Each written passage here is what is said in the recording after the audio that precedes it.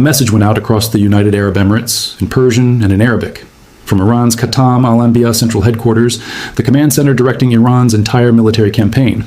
The message named 3 specific ports, and it told the people working there to run. Residents, workers, and anyone in the vicinity of Jebel Ali Port in Dubai, Khalifa Port in Abu Dhabi, and Fujairah Port are urged to evacuate immediately. These locations have become legitimate targets. They may be struck in the coming hours. Jebel Ali Port in Dubai is not a military base. It is the busiest port in the entire Middle East, one of the 10 busiest container ports on Earth. Every day, hundreds of cargo ships move through it carrying food, medicine, electronics, clothing, and the goods that keep the UAE and much of the region functioning. Over 200,000 people depend on it for their livelihoods. Iran just told everyone near it to run. This is the moment that the Iran war crossed a line it had not crossed before. For 15 days, Iran had been firing missiles and drones at American military assets, at Saudi oil facilities, at Israeli cities, but it had carefully framed every attack as targeting American forces, not civilian infrastructure of neighboring countries. Saturday's evacuation warning was different. The warning explicitly stated these areas had become illegitimate targets due to the presence and concealment of U.S. military forces within civilian facilities. The UAE said its air defenses intercepted 9 ballistic missiles and 33 drones launched from Iran on Saturday. AP images showed a fire at the 3rd port in Fujairah caused by debris from an intercepted Iranian drone hitting an oil facility. The war just arrived at the world's most important commercial hub. And today, we tell you everything about what Iran did and what it means for every person on this planet. To understand why Iran's evacuation warning sent shockwaves through every government, every shipping company, and every financial market on Earth, you need to understand exactly what these 3 ports are. Iran's armed forces called for immediate evacuation of areas surrounding Jebel Ali Port, Khalifa Port, and Fujairah Port, according to Far's news agency, saying the locations had become legitimate targets. Jebel Ali Port in Dubai is the largest port in the Middle East and one of the 10 busiest container ports in the world. It handles over 15 million container units per year. It is the logistics backbone of the UAE's economy and serves as a re-export hub for goods flowing to South Asia, East Africa, and the broader Middle East. Every major global shipping company, Maersk, MSC, CMA CGM, has a major presence there. Disrupting Jebel Ali does not just hurt the UAE. It disrupts supply chains across 3 continents. Khalifa Port in Abu Dhabi is the UAE's most modern port facility, built specifically to handle the next generation of ultra-large container ships. It is home to the Abu Dhabi Container Terminal and is a growing hub for industrial and manufacturing trade.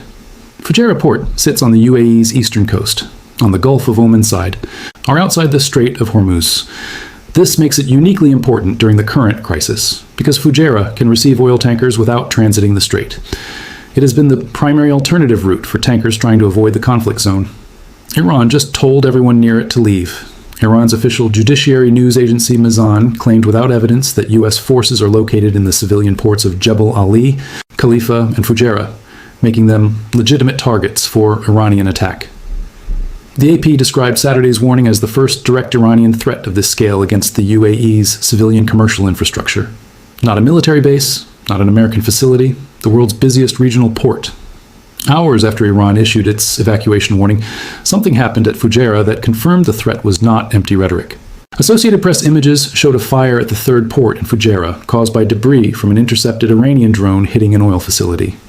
In the UAE's Fujairah Emirate, a fire broke out at a major bunkering hub after debris fell during the interception of a drone, the Emirates media office said. A Jordanian citizen was lightly injured. Civil defense forces were handling the incident and trying to contain the fire. Fujairah is not just any port. It is the world's 2nd largest bunkering hub, meaning it is where ships come to refuel. Over 60% of all ships passing through the Gulf of Oman stop at Fujairah to take on fuel before continuing their journey. If Fujairah's bunkering facilities are destroyed, ships cannot refuel. Ships that cannot refuel cannot continue. Global shipping stops. The fire at Fujairah's oil facility, caused by drone debris, is a preview of what a direct hit would do. Iran did not fully strike Fujairah on Saturday. It issued the warning and then let a drone be intercepted near the facility, with debris causing a fire. This is a message delivered with extraordinary precision. We warned you. Here is the first demonstration. The real strike comes if America continues. The strategic logic is unmistakable. Iran is not just threatening military targets anymore. It is threatening the alternative route that the world has been using to bypass the Strait of Hormuz crisis. The strait is blocked. Fujairah was the workaround. Iran just put a target on the workaround. Trump's response to the Fujairah fire was delivered through Truth Social. He said he hoped China, France, Japan, South Korea, or in the UK would send warships to keep the strait open and safe. He did not address Fujairah specifically. The UAE has spent 15 days trying to stay out of this war. It has succeeded until Saturday. The UAE is home to approximately 3 million expatriate workers from South Asia, Southeast Asia, and the Arab world. It hosts the world's busiest airport by international passenger traffic, Dubai International, which has already been disrupted multiple times during this conflict. It is one of the wealthiest countries per capita on Earth, built on trade, tourism, and financial services, and it is now directly in Iran's crosshairs. The UAE did not ask for this war. It has not endorsed Operation Epic Fury. Its government has called repeatedly for diplomatic solutions. Crown Prince Mohammed bin Zayed, Abu Dhabi's ruler and the UAE's most powerful figure, has maintained quiet back-channel communication with multiple parties throughout this crisis. The UAE was one of the countries involved in the 2023 Saudi-Iran normalization brokered by China, which it had hoped would produce long-term stability. The UAE said its air defenses intercepted 9 ballistic missiles and 33 drones launched from Iran on Saturday. 9 ballistic missiles in a single day, against a country that has been trying desperately not to be a participant in this conflict. The UAE's options are deeply uncomfortable. It cannot expel American military forces without shattering its security relationship with Washington. It cannot endorse Iranian attacks on its own soil. It cannot stop Iran from firing missiles at it. And it cannot afford a sustained assault on Jebel Ali, the port whose disruption would devastate its entire economy. One senior Emirati businessman, identified only as a billionaire investor by Middle East Monitor, posted publicly rebuking a U.S. senator who had called for Gulf states to join the war against Iran. His message was sharp. We did not start this war. We will not fight it. We will suffer its consequences regardless. The UAE was not the only Gulf state facing evacuation orders on Saturday. The same day, Qatar, host of the largest American military base in the Middle East, faced its own crisis. Qatar's Ministry of Defense said the country was subjected to an attack involving 4 ballistic missiles and several drones launched from Iran, all of which were successfully intercepted. An intercepted missile strike was announced at about 2 a.m. local time, while another was reported later in the morning. Temporary evacuation measures were put in place in some areas. Al Jazeera's correspondent reporting from Doha said there was a large blast over the skies above the city at about 1:30 a.m. It was felt all across the city. And for the first time in 2 weeks of this conflict, certain parts of the city received evacuation orders. Doha, a city of 2.5 million people. Evacuation orders. At 1:30 in the morning, Qatar hosts Al Udeid Air Base, the headquarters of U.S. Air Force's Central Command. Every American air mission over Iran is coordinated from Al Udeid. If Iran successfully strikes Al Udeid, the operational impact on America's air campaign would be immediate and severe. Qatar's Emir, Sheikh Tamim bin Hamad Al Thani, had already warned Trump of what he called serious consequences from the war with Iran. Qatar has been one of the most active mediators in the conflict, maintaining communication with both Washington and Tehran. It is simultaneously America's most important military host in the region and one of the most persistent voices calling for diplomatic de-escalation. Being bombed while you are trying to broker peace is not a comfortable position. Qatar's 4 intercepted ballistic missiles on Saturday represent Iran's message to mediators as much as to military assets. If you host American forces, you are a target. Mediation does not buy immunity. Here is the dimension of Iran's UAE threat that has received the least coverage. And that has the most significant long-term consequences. Dubai is not just a city, it is a financial system. Dubai hosts the regional headquarters of over 1,000 multinational corporations. It is the primary financial hub for trade between Europe, Asia, and Africa. Dubai International Financial Center. DIFC is one of the world's most important financial centers, operating under its own legal system and hosting hundreds of banks, funds, and financial institutions. Dubai's real estate market is one of the largest in the world, with over $5 trillion in property value. Jebel Ali Free Zone, adjacent to Jebel Ali Port, is home to over 8,000 companies from 100 countries. It generates approximately 25% of Dubai's GDP. Every company operating there depends on the port functioning normally. Iran's evacuation warning targeted Jebel Ali specifically, not a military base next to Jebel Ali, not an American facility near Jebel Ali. Jebel Ali itself, the port, the free zone, the economic engine of one of the world's most strategically important cities. The financial consequences of a successful Iranian strike on Jebel Ali would extend far, beyond the immediate physical damage. Insurance rates for all business operations in Dubai would surge. Multinational companies would begin contingency planning for relocation. Shipping companies would permanently reroute. The confidence that makes Dubai function, the assumption that it is a stable, safe, neutral hub, would be shattered in ways that take years to rebuild. A Houthi and Hezbollah-linked group separately threatened to target the Barakah nuclear facility in Abu Dhabi, the Arab world's first operational nuclear power plant. According to Middle East Monitor, Barakah provides approximately 25% of the UAE's electricity. If it were struck, the UAE would face an energy crisis on top of everything else. Iran has not struck Jebel Ali yet. The warning is the weapon right now. But the warning alone is already doing damage. Saturday brought one of the most extraordinary diplomatic moments of the entire Iran war, and it happened on Truth Social. Trump posted that he hopes China, France, Japan, South Korea, the United Kingdom, and other countries will send warships to help keep the Strait of Hormuz open and safe. The President of the United States, the commander of the most powerful military on Earth, is asking other countries to help him keep a shipping lane open. A shipping lane that his own military campaign, by provoking Iranian retaliation, effectively closed. Britain, in response, said it was discussing with allies a range of options to support commercial shipping. A range of options is diplomatic language for we are not committing to anything. Britain has not endorsed Operation Epic Fury. Its government has not joined the military campaign, and it is not about to send Royal Navy warships into a war zone to escort American-linked tankers without a much more serious conversation about objectives, command structure, and legal authority. France's response was not publicly available as of Saturday. Given that France had already condemned violations of international law and the strikes on Iran, the prospect of French warships joining an American-led Hormuz escort operation is difficult to imagine. China's response, the most important on the list, was silence. China has 40% of its oil imports transiting through the strait. It has enormous incentive to see it reopened. But China is also Iran's most important economic partner.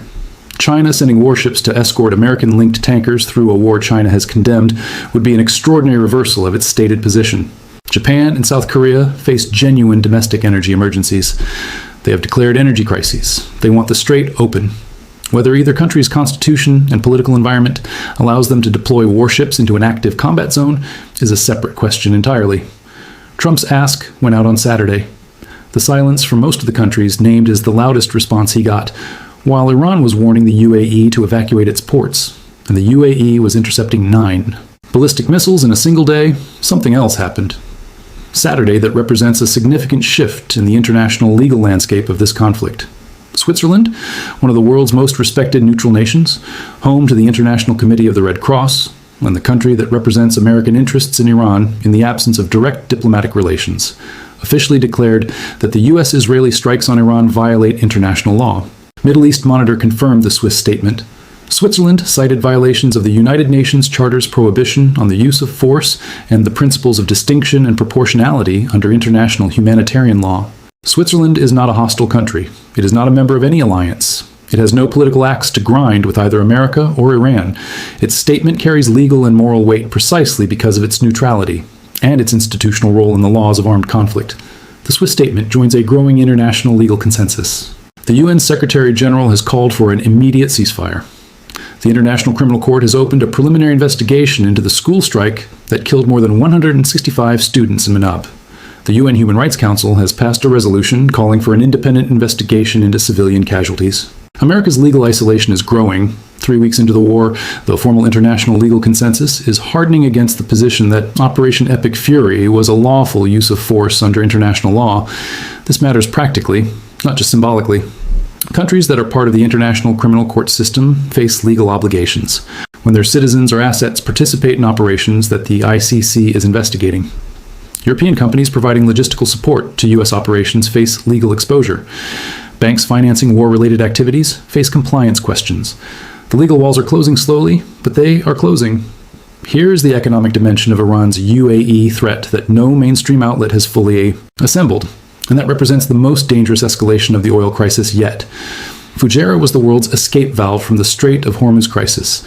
When the strait effectively closed on March 2nd, shipping companies, energy analysts, and governments identified Fujairah as the critical alternative. Tankers could anchor there. They could refuel there. They could use it as a staging point for alternative routing around the Arabian Peninsula and through the Red Sea, adding weeks to every journey but maintaining some flow of oil. Iran just put a fire at Fujairah's oil facility and told everyone near it to leave. Saudi Arabia's east-west pipeline, running from the Gulf Coast to the Red Sea port of Yanbu, is the other major alternative route. It can handle 7 million barrels per day at full capacity. Saudi Arabia has been using it to reroute tankers away from the strait. Iran has now threatened Saudi energy infrastructure explicitly, and has already hit Saudi Arabia's largest refinery with a drone. If Iran successfully strikes both Fujairah and Saudi Arabia's east-west pipeline infrastructure, the two main alternatives to the Strait of Hormuz, there is no escape valve left. Every barrel of oil from Kuwait, Iraq, UAE, Qatar, and Iran itself has nowhere to go. Production stops, storage fills, the global oil supply collapse the IEA called the largest in. History becomes structurally permanent rather than temporarily disrupted. Iran's strategy is becoming visible in its full scope. Block the strait, hit the alternatives, make every route dangerous, and then watch the economic pressure on America become politically unsustainable. The UAE evacuation warning is not a side story. It is the central escalation. The moment Iran showed it is willing to take the oil crisis to its logical conclusion. Iran warned UAE to evacuate Jebel Ali, Khalifa, and Fujairah ports. The UAE intercepted 9 missiles and 33 drones in a single day. A fire is burning at Fujairah's oil hub. Trump is asking China and France for help. Switzerland says the war violates international law. And Qatar's cities received evacuation orders at 1:30 in the morning. Here are 3 realistic outcomes. Outcome 1, the warning is enough. Iran does not strike Jebel Ali. Iran's goal was never to destroy Jebel Ali. It was to make the threat of destroying it politically useful. The evacuation warning creates pressure on the UAE to push harder, for ceasefire, on China to use its leverage over Iran, and on the Trump administration to reconsider its next escalation step. If diplomatic progress happens in the next 48 to 72 hours, ceasefire framework, strait negotiations, oil infrastructure truce, Iran can claim the warning worked without firing a single additional shot. This is the most likely short-term outcome. Iran gets maximum leverage from the minimum action. Outcome 2, Iran strikes Fujairah's bunkering hub directly. 1 drone hits the main fuel storage at Fujairah. Ships cannot refuel. The escape valve closes. Oil jumps $20 in a single day. The last remaining shipping alternative to the strait is gone. Every tanker company, every energy buyer, every government with oil import dependence faces a supply emergency with no workaround. This is the scenario that moves the global economy from crisis to collapse. Outcome 3, U.S. and allied warships deployed to protect UAE ports. Trump's call for China, France, Japan, South Korea, and UK to send warships produces a response. An international naval coalition forms to protect Gulf commercial ports. Iran faces the choice of striking a port protected by multiple nations' warships, an act that would draw France, Japan, or South Korea directly into the conflict. Iran backs down from the UAE threat. The ports stay open. This is the most optimistic scenario. It also requires countries that have so far refused to join this war to change their position in 48 hours. The world's most important commercial port has an Iranian evacuation warning on it. What happens next determines whether the global economy survives this war intact. If this video gave you the clearest picture of what Iran just threatened, subscribe, share this. New analysis every single day.